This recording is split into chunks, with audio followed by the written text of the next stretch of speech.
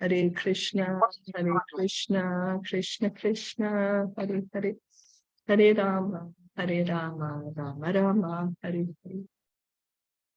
So we continue reading from Srimad Bhagavatam. We are on Canto 3, chapter 33. We are reading the purport of text 7 by His Divine Grace, A.C. Bhaktivedanta Swami Srila Prabhupada. I'll quickly continue. I'll quickly read the translation. Mother Devahuti, she is being glorifying Lord Kapila Dev. And this is the prayer she's saying to him. Oh, how glorious are they whose tongues are chanting your holy name. Even if born in the family of dog eaters, such persons are worshipable. Persons who chant the holy name of your lordship must have executed all kinds of austerities and pious sacrifices and achieved all the good manners of the Aryans. To be chanting the holy name of your lordship, they must have bathed at holy places of pilgrimage, studied the Vedas, and fulfilled everything required. So we can see how chanting the holy name is the topmost activity. Performing any rituals, performing dan, punya, puja, pat, performing various austerities, performing fire sacrifices, yagyas, nothing can compare to chanting the holy name of Krishna. One who's chanting the holy name of Krishna means he has done all these things. He's gone to all the places of pilgrimage. There's so many different places of pilgrimage. People go to Badrinath, people go to Hardwar, so many different places. There's so many people go to bathe in the Ganga. But here, Mother Devahuti is saying, you don't need to do anything. You don't need to go anywhere. You just chant. Chant the holy name. And means we are doing all of those things. Going to the pilgrimages, doing austerities, doing all the yagyas, just by chanting the holy name. So we were at the part where Haridas Thakur, he was proclaimed as Namacharya by Lord Caitanya. Why? Because he was offenselessly chanting the holy name of the Lord. Doesn't matter which family we are born in, we simply need to chant the holy name. Authorities like Advaita Prabhu and Lord Caitanya immediately accepted that he had already performed all kinds of austerities, studied the Vedas, and performed all sacrifices. So this is for Haridas Thakur, because he was chanting the holy name purely. That's what he was doing, 192 rounds a day. He was chanting almost 23 hours in a day. There's 24 hours, out of which almost 23 hours he was chanting. And so Lord Chaitanya and Advaita Prabhu, they proclaimed him Namacharya. They proclaimed that he had done all different kinds of rituals, all different kinds of pujas. He studied all the Vedas. He's done all the sacrifices. That is automatically understood. There is a hereditary class of Brahmanas called the Smarta Brahmanas, however, who are of the opinion that even if such persons who are chanting the holy name of the Lord are accepted as purified, they still have to perform the Vedic rites or await their next birth in a family of Brahmanas so that they can perform the Vedic rituals. So the Smarta Brahmanas. Who are the Smarta Brahmanas? The Smarta Brahmanas are the caste Brahmanas. They want to keep the power with themselves. They want to say that, oh, only the people who are born in Brahmana families are Brahmanical. And if someone is not born in the Brahmanical family, they have to wait till their next birth, or just by chanting the holy name, they are not on the platform of Brahmana, but they have to do some Vedic rituals. But actually, this is not the case. Such a man does not need to wait for the next birth to become purified. He's at once purified. So, it doesn't matter what families we are born in, families of Malechas, Yavanas, Chandalas. We have no good qualification. In this Kali Yuga, everyone is born a Shudra or less. Bhagavatam says that. But just by chanting the holy name, we become purified.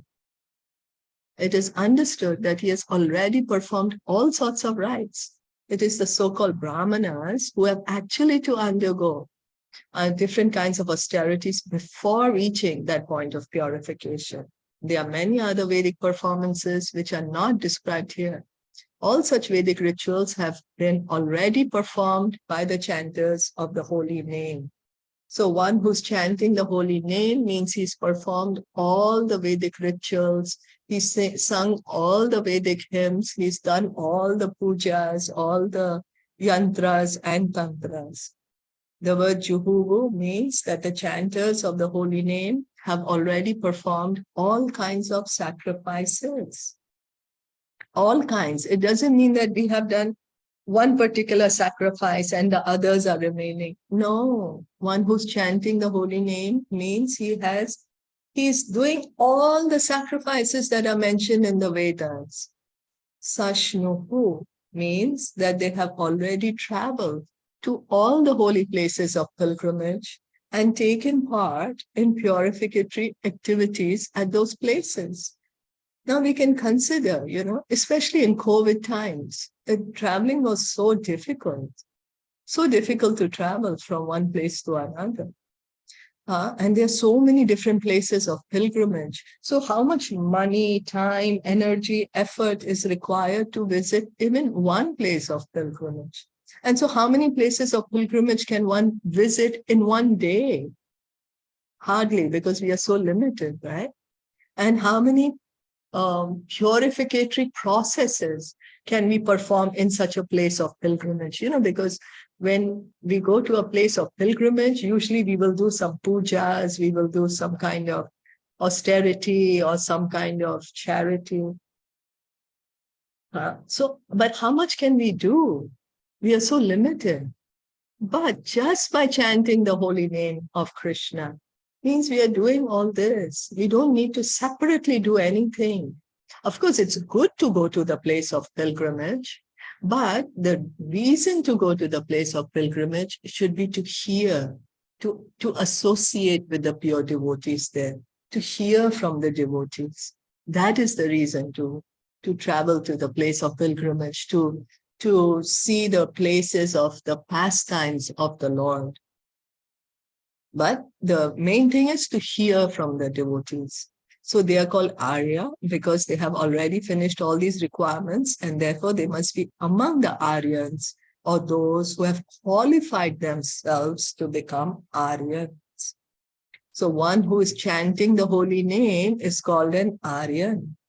Aryan means a person who is qualified, civilized. Aryan refers to those who are civilized, whose manners are regulated according to the Vedic rituals. There would be some time where people would say, oh, we are from the Aryans, we are the Aryans. So what does it mean to be an Aryan? Aryan means follow the Vedic scriptures, follow the rules and regulations mentioned in the Vedas. Any devotee who is chanting the holy name of the Lord is the best kind of Aryan. So we can see that the super most excellent position of one who's chanting the holy name.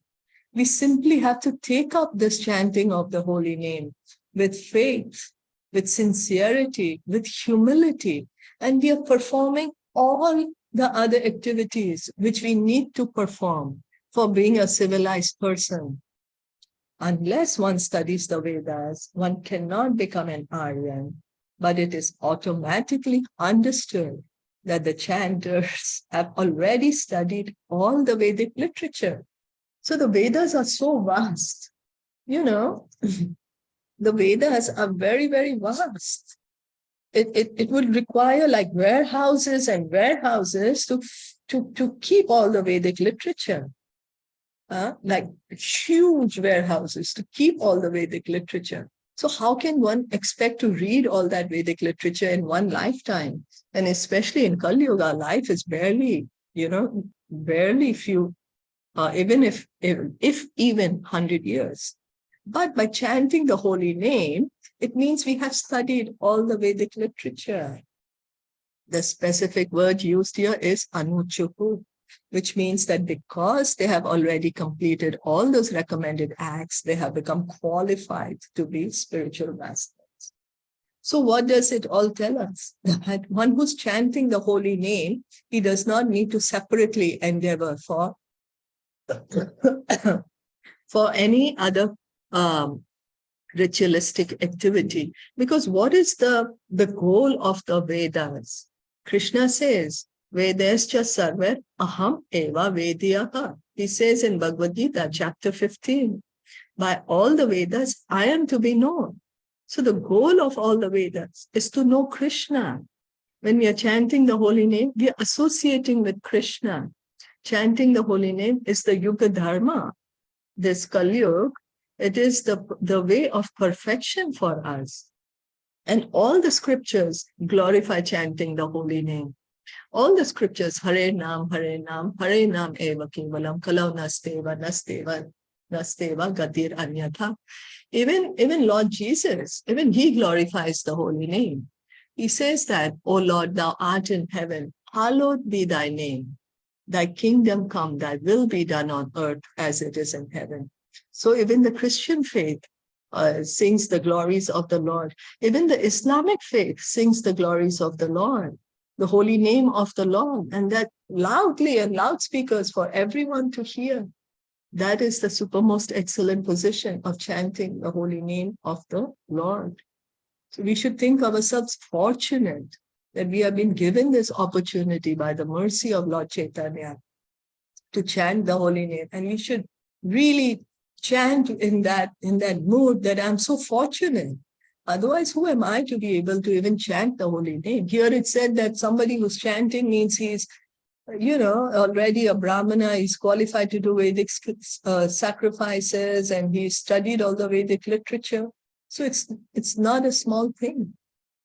The very word grananti, which is used in this verse, means to be already established in the perfectional stage of ritualistic performances.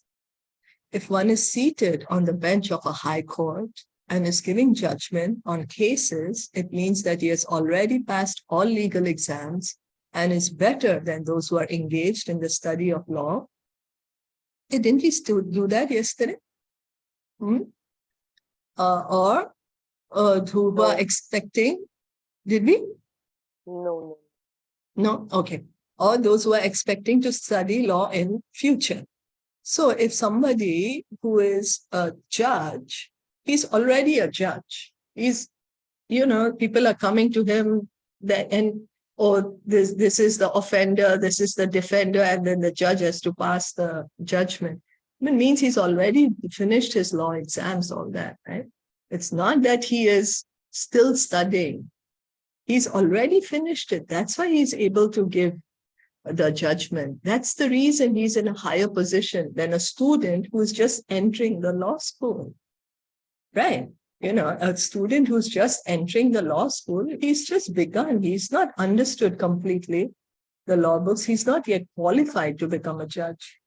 In a similar way, persons who are chanting the holy name are transcendental to those who are factually performing the Vedic rituals and those who expect to be qualified, or in other words, those who are born in families of Brahmanas but have not yet undergone the reformatory processes and who therefore expect to study the Vedic rituals and perform the sacrifices in the future. So just as the High Court judge, he has studied all the books. That's the reason he's in that position. A person who's chanting the holy name of Krishna offenselessly, with purity, with love, means he studied the entire Vedic literature. He's understood the essence of the Vedas. The prayojana, the essence of the Vedas is to develop our love of God. And that is easily done in this age of Kali by chanting the holy name. There are many Vedic statements in different places saying that anyone who chants the holy name of the Lord becomes immediately free from conditional life, and that anyone who hears the holy name of the Lord, even though born in a family of dog eaters, also becomes liberated from the clutches of material entanglement. So if we at all want to get liberation in this life, we need to chant the holy name. We need to hear the holy name. Here, Bhagavatam is telling us, Srila Prabhupada is saying, anyone who chants the holy name immediately gets liberated, and anyone who hears the holy name also becomes liberated. Of course, then we may say, oh, but I've been chanting, I've been hearing. I'm not yet liberated. I still feel I'm the body. What's happening? Does it actually work? Yeah, but it works. It just depends on the quality that we are chanting with, the quality that we are hearing with. But the more we hear, the more we chant, the cleaner our consciousness becomes, the more offenseless, the more pure our chanting becomes. The more we get free from conditional life, the more we become liberated. Is that okay? Yes. Yes, it's okay. Did you want to add anything? I just have one question. So does that mean that any person who chants, he is up to that level, that he has been to all the places and all his as mentioned, that all that is done, all his rituals are being performed. So is it that the person in reality who has never been at any place, but when he's chanting, he gets the benefit of that? Or is it Yes, that he does. that means that, right? Because Yeah, right? he gets the benefit because when we go to the holy place, we get some pious benefit, right? Mm-hmm. Again, we have to also depend on our intention. Huh? Like, Now but he doesn't see, even know, and he's yeah, just chanting. that's He the doesn't see. very We good. just read this, right? Because Yes, yeah, and the person is chanting. So, but still he is unknowingly he's getting that, right? he's getting, The he is punya. getting. Yeah. So what we have to understand is that chanting of the holy name not only takes away our sinful reactions, not only gives us pious credit, but can give us love of Krishna, which is the topmost and which is the highest. No amount of reading the scriptures, no amount of going to pious places of pilgrimage, doing any austerity can give us love of Krishna. But chanting the Hare Krishna mantra can give us that. Oh, even So reading cannot? Even reading it's cannot? on the transcendental position. See, when we are reading, when we are reading, we are hearing, right? And what are we hearing? What are we hearing? Like if we Chant are the holy hearing. name. Oh, okay. We need to hear. We need to hear from Bhagavatam, from Bhagavad Gita. Why? To get that sambandha gyan very strong, to get that foundation. Because if we don't hear, then we don't know why we are chanting. We are not able to chant with conviction, or we are not able to chant regularly. We may be able to chant for some time, and then we will not understand the importance of chanting and give it up. So hearing and chanting. When we hear the importance of chanting, and then we chant. Yes. Yeah. Kirtan is chanting, speaking the glories of Krishna. That is chanting. They all come into chanting. But of course, japa is something we need to do. That is chanting. Yeah, I just want to add in, I think the intention for chanting the holy name should not be for material gain, for like karmakan. It should That's right. be for pleasing Krishna. Jai. Right? Jai. Yes. Thank you. Because isn't it an offense if you are chanting for gaining something like fruitive? Then I don't think it should be that, right? Yes, perfect. Thank you. Yes, thank you. That's such an important point. We should chant for the pleasure of Krishna. Yes, because when we chant for something material, the holy name will give us that material thing. Because the holy name is Chintamani. It can give us anything we want. But if we ask for something material, then we will get the material thing, but we won't get Krishna. Either we get Krishna or we get the material thing. Yes. Yeah. Yeah. Right. So what then do we we will. want? Exactly. So right now we may want Krishna, but we may want a lot of material things. We are in a Also, yeah, transition. Yeah. So we exactly. may be in Like, a we want both. transition. Right. Like as you So then what as to you do? said, What do we do? It's a thing. Yeah. Right. So what do we do? So, So we should still have that desire that I want to at least one day have the desire that I have no material desires, but I just want love of Krishna. yeah. Just Or could having we that do like- desire that one day I will have no material desire, only desire to have Krishna, that is also a pure desire. mm, And see Krishna will how fulfill. how we chant, like, okay, like a child is having exams, and then my child will say, okay, can you please chant, pray to Krishna? Can we do that at least? Like, okay, we do a round dedicated for for our kids, for a child's Yeah, do it. Chanting is always very good. Always is very I good. just, Hare Krishna, I just want to add one more thing. Like Yeah. reason behind chanting Hare Krishna Mahamantra.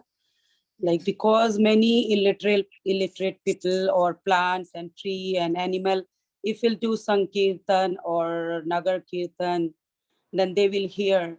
Even they are not living things, but they will hear because they are part of our one life, 84 koti, whatever the. So if we'll chant Hare 8,400,000 Krishna, speeches. yeah. So they will also liberate it because it's the reason behind, I think, like this, the purity and the power of this mantra.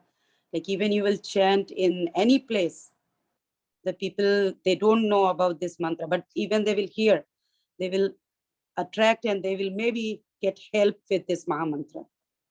So that's why Yes, the for reason sure. behind to, do promotion for chanting and doing Kirtan and Sankirtan or Nagar Kirtan, whatever the Prabhupada is doing. So, Yeah, it's yeah, true. Thank you. he was, So, yes. yes, thank you. Very good. When we are chanting, not only are we getting purified, but everyone around us who's getting purified, as Prabhupada is saying here, that anyone who hears the holy name of the Lord also becomes liberated. So we also get purified, and the person who's hearing also gets purified. And then, as Sneha rightly pointed out, the reason we should chant is not only for purification, because when we are chanting only for purification, then yes, the holy name will give us that. But but still, where is Krishna in that? So chant to be with Krishna, chant for the pleasure of Krishna, chant for love of Krishna. And the holy name will give us love of Krishna. So chant with that desire. Purification for sure we will get. Without asking, the holy name purifies us.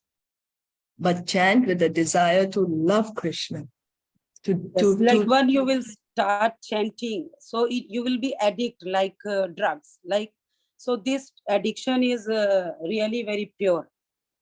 So it will by default increase love and affection towards Krishna. So, but you need practice. Then only you can attach. Yeah. Yes. Thank you. Yes, we need to practice every day. We need to remind ourselves every day when we are chanting, because the mind goes everywhere else. Oh, let me think of this and let me think of that. Again, bring the mind to Krishna. Have the desire. I want to develop my love for Krishna. I want to be situated in my loving relationship with Krishna. Chant in that mood. Thank you so much for all of your wonderful participation. Srimad Bhagavatam ki jai. Hare Krishna Mahamantra ki jai. Jai. Hare Krishna. Hare Shila Krishna. Prabhupada ki jai. Gaur Premanande. Hari, Hari.